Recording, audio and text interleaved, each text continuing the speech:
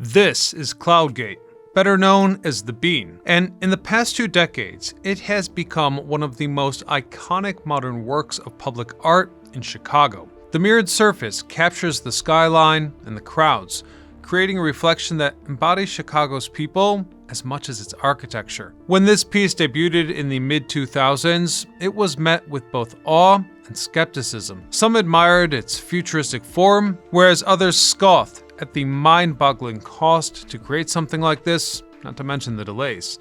Yet, to the casual observer, few realize that this gleaming sculpture conceals a far older story. And that's because things didn't always look this way. Beneath these modern lawns and gardens, there once stretched a vast expanse of rail yards covered in coal dust, where locomotives hissed and steel tracks divided the city from the lake. Far from the peaceful space that it became today, this patch of land was a battleground where philanthropists and visionaries fought to preserve the lakefront as a democratic space for all, while railroad barons and speculators schemed to exploit it for their own gains. And so the question lingers: how did one of Chicago's most blighted stretches transform into its most celebrated public space? And how did this gigantic mirrored form, a sculpture that seems to hover between reality and illusion, distract the public from the forgotten infrastructure below it? Stay tuned to find out, as today we uncover the story of Chicago's front yard, aka Millennium Park, aka Grant Park. I'm your host Ryan Socash, and you're watching It's History. To understand Millennium Park, we need to go back to a time when the shoreline as we know it all began. In the 1830s, when Chicago was first plotted, the ground east of Michigan Avenue was little more than swamp and sandbars. Early surveyors called it public land, stamping the map with a declaration that it would remain, quote, forever open, clear, and free of buildings. At the time, it was more wishful thinking than civic foresight. This was unstable shoreline, prone to flooding and nearly useless for building. But as Chicago's population exploded from frontier outpost to metropolis, the shoreline became contested ground. In 1852, the Illinois Central Railroad won rights to build its tracks along the lake. To protect those tracks, the company constructed a long breakwater and trestle just offshore, meaning between the city and that new embankment was a shallow lagoon. It was still more water than land, but it was clear industry was making its mark on the park to be. Then came the Great Fire of 1871. In its aftermath, debris was dumped into the lagoon, filling it in bit by bit, and it didn't take long for what was water to become landfill, broadening the lakefront by hundreds of feet. Many historians would agree that this was the moment that Chicago's growing ambitions took root. Think of it, the city had just lifted its streets, literally, to escape the swamp. They reversed the flow of the Chicago River, and they put water cribs as far as 2 miles out into the lake to bring in clean drinking water.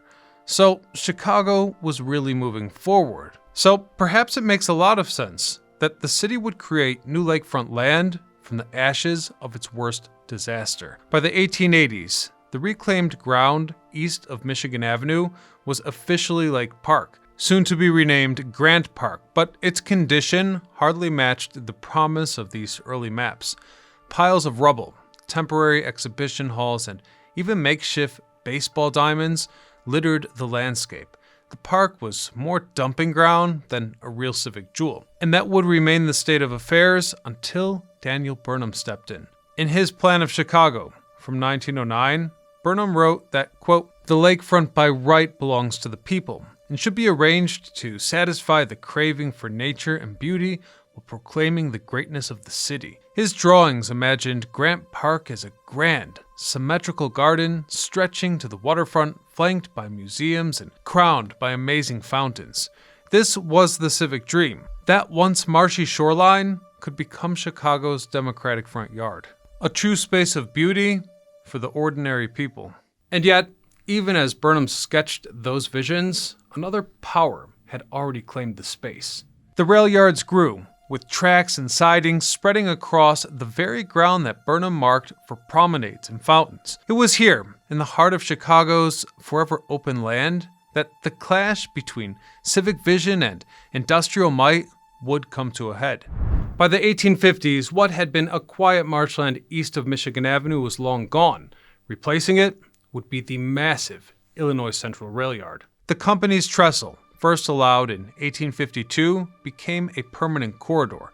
Tracks multiplied, sidings spread, and before long, the lakefront between Randolph and Roosevelt was less of a park than it was a rail yard. Coal heaps, switching towers, and water tanks crowded the ground. Temporary piers reached out into the lake, used for unloading freight and dumping ash. This was nothing close to Burnham's promised promenade. Chicago's lakefront, east of Michigan Avenue, saw nothing but smoke, soot, and a wall of iron. This wasn't just a local eyesore. It was part of the larger industrial storm sweeping Chicago. In that same time frame, grain silos rose at the river, some of the largest in the world at the time, feeding the rail networks that sprawled in every direction. By the 1880s, the city was the nation's switching yard, with more than 30 rail lines converging. Below ground, another system was taking shape. The Chicago Tunnel Company began digging narrow freight tunnels beneath downtown. This network was 40 feet below street level and carried things like coal and freight throughout the entire city. Anyhow, much of the clay removed in the construction of those tunnels was simply hoisted up to Grant Park itself and dumped right into the lake, literally expanding the shoreline with the byproducts of industry.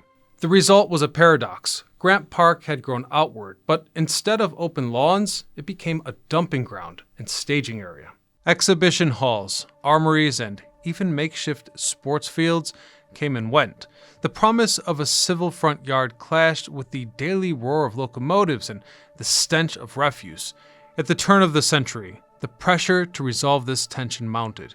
The Plan of Chicago, in 1909, offered a vision of order, symmetrical promenades, fountains, and cultural institutions under the aesthetic of a Beaux-Arts landscape. But the railroads still held their corridor, and industry still dominated the ground. I should also mention that the impulse to beautify the city wasn't confined to Grant Park. Just a few decades earlier, Chicago had astonished the world with the 1893 World's Columbian Exposition, better known as the White City. Its gleaming plaster palaces on the south side showcased what civic grandeur could look like and set a standard that Burnham carried into his 1909 plan. Not to mention, the Art Institute of Chicago opened in 1893, even closer to the contested lakefront, and quickly became a cultural anchor on Michigan Avenue. In a city powered by grain, steel, and railroads, these projects revealed another kind of competition, a rivalry among elites to leave permanent monuments that declared Chicago not just as an industrial powerhouse, but as a world-class cultural capital. This became a highly contentious point for the city, and in the decade to follow, the lakefront had become a battleground of ideals. Public beauty versus private utility. By the 1920s, Chicago had been built and marked by hard industry. Fortunes were made in grain, steel, and railroads, and with them carried a new class of wealthy families who sought to leave their mark not just on the balance sheet, but on the city itself. Among them was Kate Sturgis Buckingham, an heiress who had quietly become one of the most generous yet understated patrons of Chicago's cultural life. Kate's wealth came from her family's deep roots in the grain trade. Her father, Ebenezer Buckingham, had been one of the pioneering elevator operators who transformed Chicago into the nation's grain hub. In the mid-19th century, the Buckingham family built and operated massive grain elevators along the Chicago River, towering wooden structures that could store and transfer thousands of bushels a day. These elevators made possible the bulk handling of wheat and corn coming in from the countless prairies in the area by rail. And it was this industry, perhaps more than anything else, that cemented Chicago's role as the marketplace of the world. That business was immensely profitable, and the Buckinghams parlayed it into investments in railroads, utilities, and banking. Kate's brother Clarence Buckingham carried that legacy forward. He became a prominent financier serving as the director of the Illinois Steel Company and sitting on the board of several banks and utilities. But he was also an art collector and civic leader. Clarence served as the trustee of the Art Institute of Chicago and amassed a world collection of Japanese prints, which he left to the museum upon his death in 1913. For Chicago's cultural institutions, Clarence was already a household name. Sadly, Clarence's life ended suddenly in 1913, at just 58 years old, shortly after returning from a summer in Massachusetts. He never married and left no children. His closest family was his sister Kate. True to his passion for the arts, Clarence left his prized collection of Japanese prints to the Art Institute, and after his death, he was buried in the family plot at Woodlawn Cemetery in Ohio, though his grave would not be his greatest monument. In fact, today, his name is remembered less at that gravesite than in the fountain that bears it, standing in the city that he helped to enrich.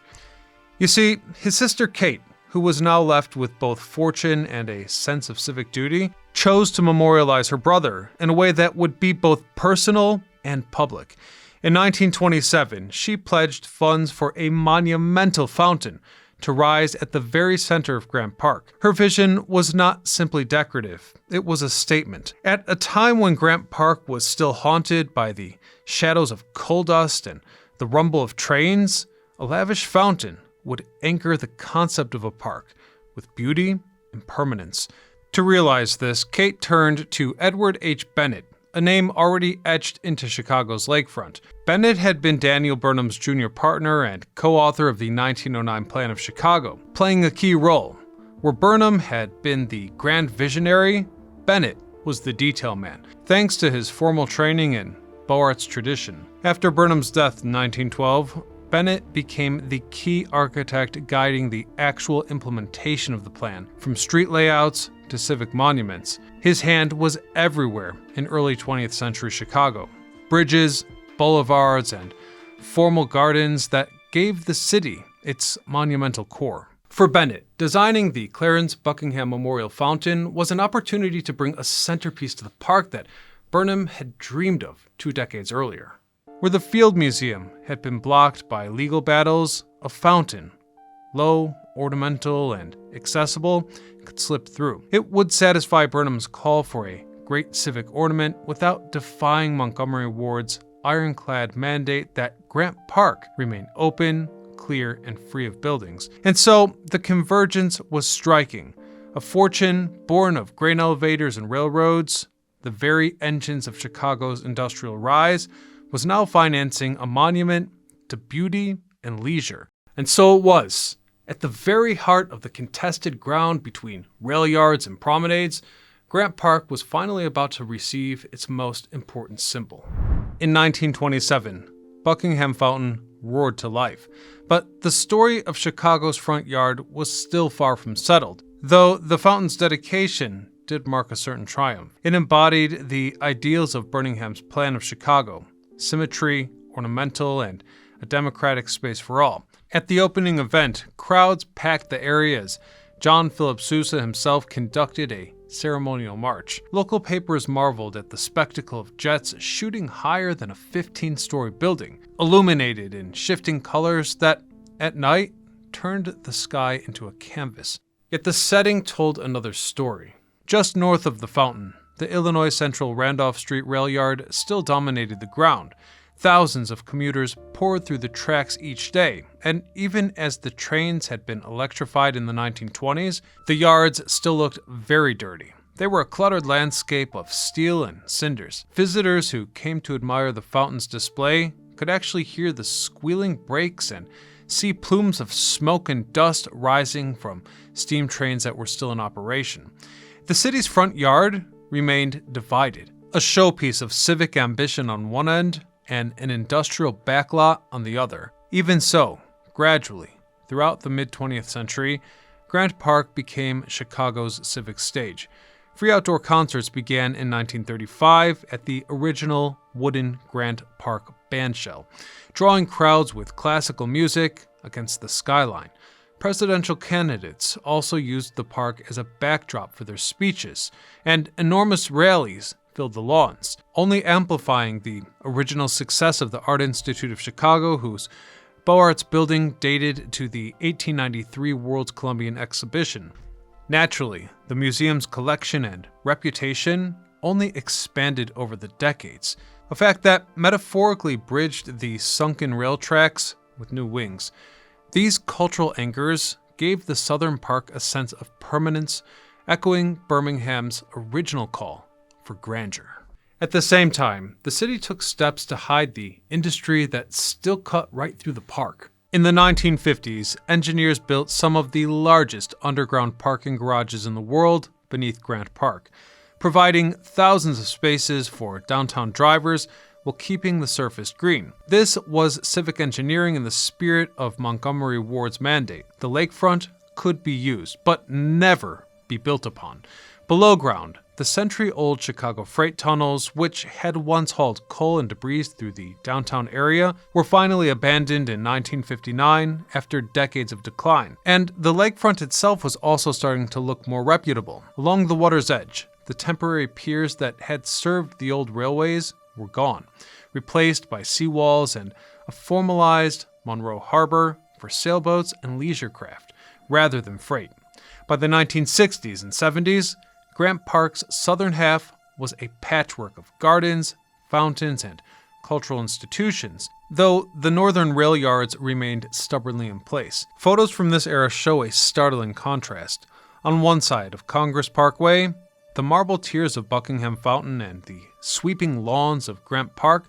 On the other, acres of asphalt parking lot above a tangle of tracks.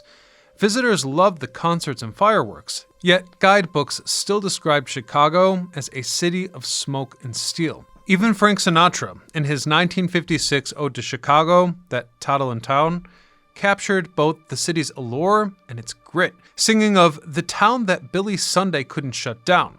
To many, the fountain was proof of Chicago's aspiration, but the industrial sprawl just to the north suggested that the lakefront's prominence was only half fulfilled. For decades, civic leaders floated proposals to resolve this contradiction. Some suggested new museums. Others dreamed of raising the rail yards to create gardens, but the costs were immense, and every idea had to contend with the court's insistence that Grant Park remain open and unbuilt. The stalemate persisted until the 1990s, until one unassuming day when then-Mayor Richard M. Daly was at a dental appointment, sitting in the dentist's chair and looking down at Grant Park, the hideous parking lots and rail yards, when he thought to himself, that should not be a parking lot.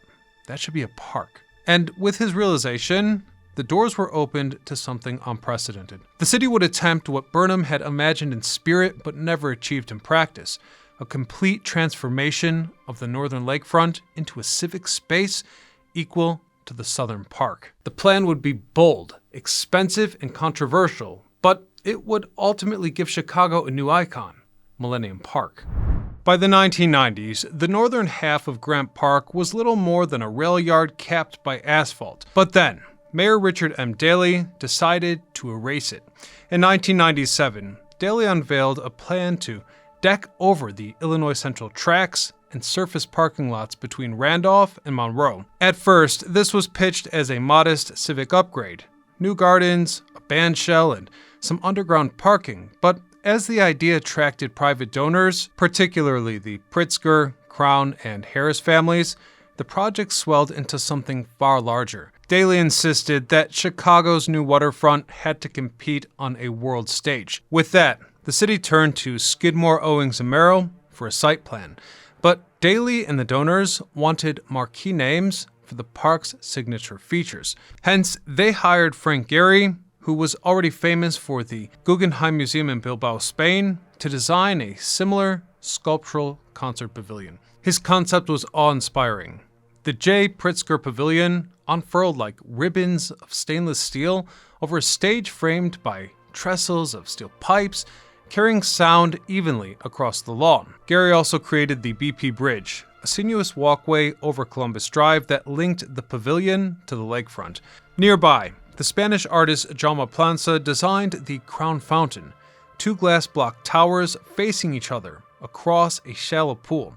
LED screens, which were cutting-edge technology at the time, projected the faces of ordinary Chicagoans, who seemed to spit streams of water onto delighted children below. It was whimsical, interactive, and unlike anything else in the city. And then came Cloudgate.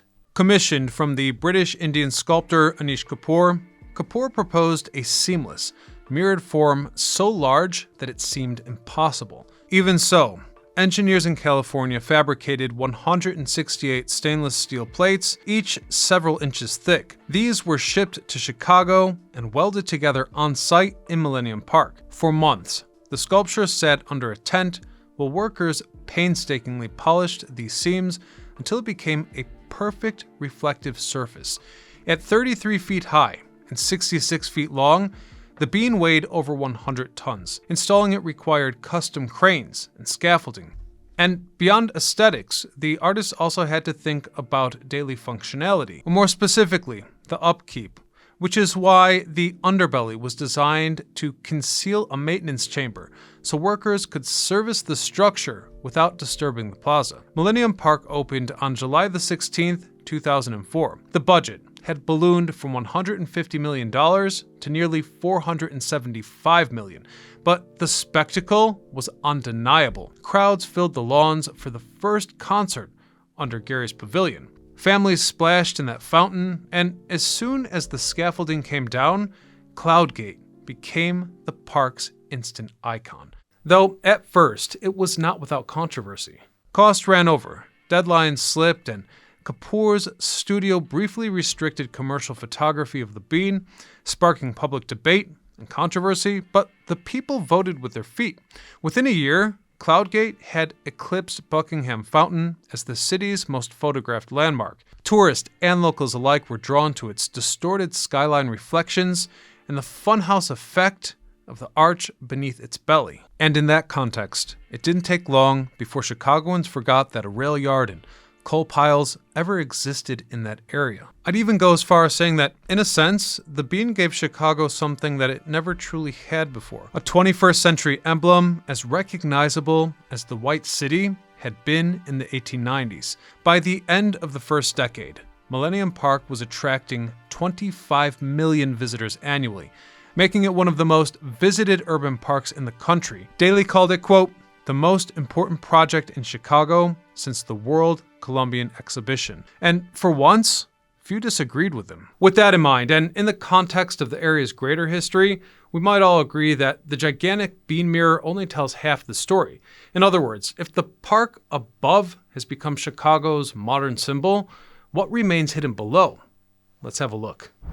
Directly below the park sits Millennium Station, a stub terminal for the Metro Electric and the South Shore Line. The rebuilt concourse and 5 island platforms, 10 tracks in total, run under Randolph and Michigan, with passages tying into the city's greater underground pedestrian pathway, locally known as the Pedway. Trains still pull in and out all day. The station is a living descendant of the Illinois Central Corridor that we talked about earlier. Anyhow, without ever going above ground, you can reach places from here like the Prudential Plaza, the Aon Center, and the Illinois Center. If you've ever surfaced in the park from a glass stair tower, then you've used it. Now, beyond that, under the entire park is the largest underground parking system in the US. 4 garages operate as Millennium Garages. Grant Park North, holding about 1,850 spaces. Grant Park South, with about 1,350 spaces. Millennium Park Garage, with 2,126 spaces, as well as the Millennium Lakeside Garage, which holds up to 3,850 vehicles. Together, they total 9,176 spaces over roughly 3.8 million square feet, extending from Randolph to Van Buren. And here's the thing, most people would never even realize that they're there, as the new decks lie directly beneath the Great Lawn and promenades. And since loading docks can't be placed in a forever open park, service is moved to multi-level streets.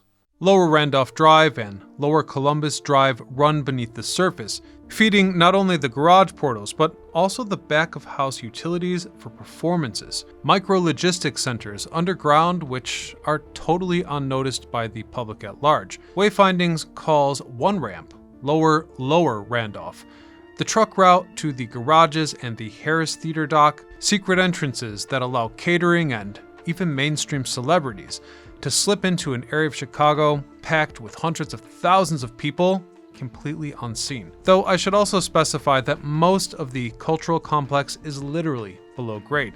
The Harris Theater, Millennium Park's indoor hall, was sunken underground to satisfy height limits in Grant Park.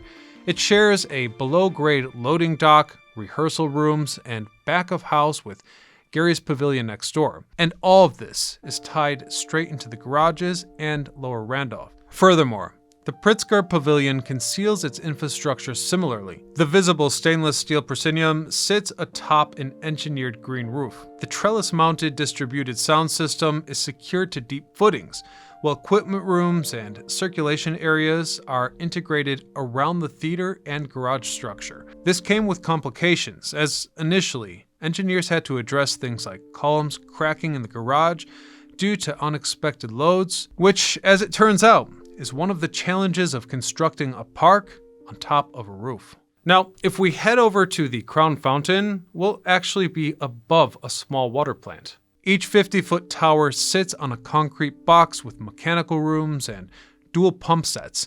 In total, a dozen pumps recirculate water from a shallow reservoir under the Black Granite Plaza. Operations are controlled from a room tied into the garage beneath the South Tower. Further south, Buckingham Fountain has its own two-level underground pumping house at the southeast corner. 3 historic pumps, operating at roughly 250 horsepower, 190 horsepower, and 75 horsepower, drive the daily and hourly displays, lifting as much as 14,000 gallons per minute to send the center jet up to 150 feet into the air. Visitors see the spray. The muscle is out of sight. There's really a lot of utility condensed into this unassuming park. Even Cloudgate perches on its own infrastructure. The 110-ton shell sits on a reinforced deck above Park Grill and the garage, with the retaining wall along the Metro Trench and added bracing taking on the load. Another quiet example of the park's roof over the Railyard engineering. At this point, you might be wondering, how is everything powered? Well, electricity and access are wrapped into the Exelon pavilions, the small black glass boxes flanking the park. Besides housing elevators and stairs down to the garage, their building integrated photovoltaics feed power back into the system. Part symbol, part utility room with a public face. Finally, there's a deeper ghost in the network, those early 20th century Chicago freight tunnels, a 60-mile narrow gauge system 40 feet below, that once hauled coal, ash, and excavated soil under the loop. Their Grant Park disposal lines brought tunnel cars up to the lakefront to tip clay or cinders into fill, helping build the very ground that the park now occupies. Some of those tunnels have been lost in construction projects, others are still just abandoned, though many are serving the city by carrying modern utilities. So perhaps the surprise isn't that there's something under the grass, rather it's that an entire city's worth of circulation, rails, roads, garages, pumps, and galleries still work down there every day. Since 2004, Millennium Park has been the stage where Chicago presents itself to the world. Its lawns became home to music festivals, outdoor films, and the city Christmas tree, which officially moved there in 2015. Festivals like the Taste of Chicago and the Blues Fest brought food and music into the heart of the lakefront, turning a one-time Railyard into a civic tradition. And finally, this area was broadcast and, in a sense, promoted to the world on election night in 2008, when the park played host to one of the largest gatherings in Chicago history, as more than 200,000 people filled Grant and Millennium Parks to observe Barack Obama's victory speech, a speech that was broadcast everywhere, a moment that cemented this park's image into the minds of the world. A modern president addressing a crowd against a beautiful city skyline was perhaps the final gesture, proving that what once had been a pile of coal and train yards was now transformed into a center of American culture. Pop culture reinforced the park's place in the city's identity. Cloudgate appeared in films like The Breakup and Source Code, and despite early disputes over photography rights, it quickly became one of the most photographed sites in America. But we need to consider one thing: even modern icons age. The Crown Fountain's LED screens were replaced in 2017, the Pritzker's steel trellis had needed repair from lakefront weather, and in 2023, the city rebuilt the plaza around Cloudgate with new waterproofing and accessibility upgrades before reopening in 2024. Looking forward, city officials are already planning for the park's next chapter. According to the Chicago Tribune, Millennium Park's 20th anniversary season in 2024 was both a celebration and a signal. The city intends to keep investing in new programming, rotating public art, and infrastructure upgrades to preserve its role as a civic showpiece. Some urban planners have even speculated that its future may lie not in new monuments, but in constant reinvention, balancing stewardship with fresh reasons for Chicagoans to return. So, while Millennium Park feels like Chicago's most modern symbol, the truth is that its landmarks are already aging, and I personally doubt that something like the Bean will stand the test of time in the same way that Buckingham Fountain did. The real question here is not whether the city can build something bold, but how it can preserve and eventually reinvent its shining front yard. But until then, I'm Ryan Sokash, signing off.